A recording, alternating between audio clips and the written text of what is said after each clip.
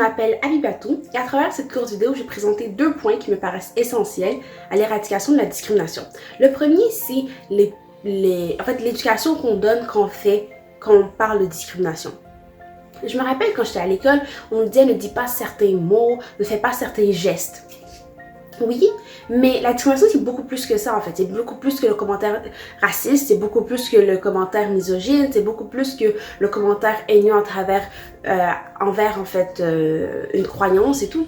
C'est aussi la façon dont on va regarder, la façon dont on regarde les gens. C'est aussi la façon dont on parle des gens quand ils sont là et quand ils ne sont pas là. C'est la façon dont on s'adresse aux gens.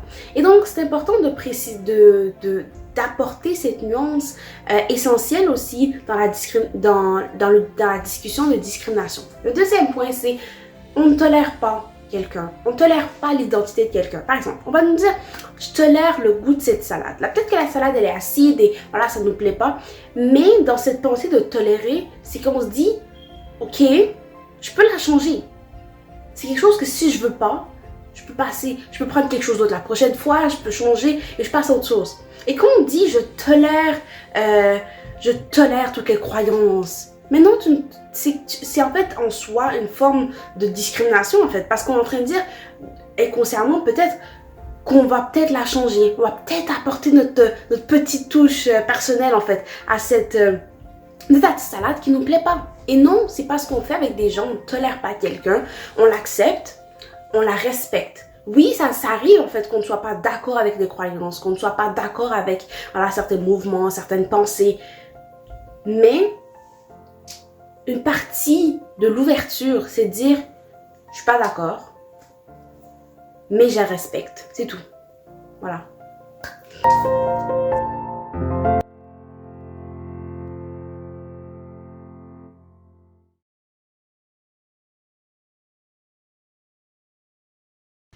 Malheureusement, dans notre vie, on a encore beaucoup de racisme et on essaie de trouver des idées qui pourraient peut-être l'atténuer, le diminuer ou même un jour le faire disparaître.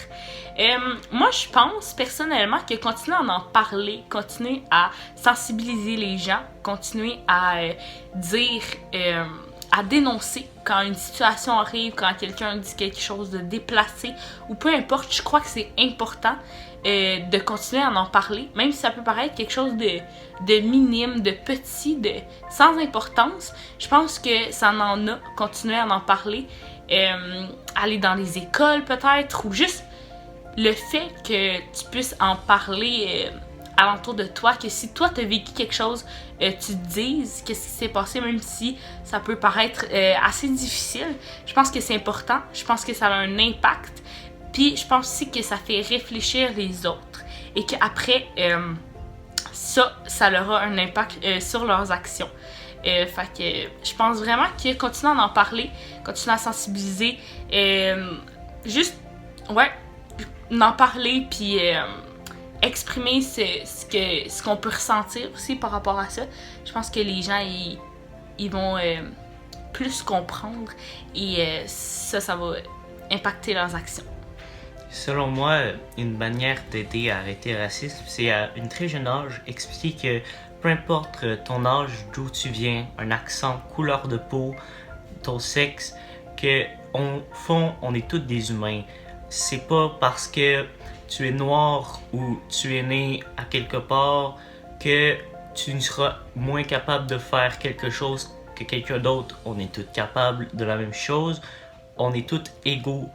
Je pense que c'est important d'expliquer à un très jeune âge que peu importe à qui tu te côtoies, à quoi il ressemble, c'est quand même quelqu'un avec des sentiments qui est comme toi, puis comme la personne à côté de toi. Il faut respecter tout le monde. Puis moi je pense que ceci pourrait aider.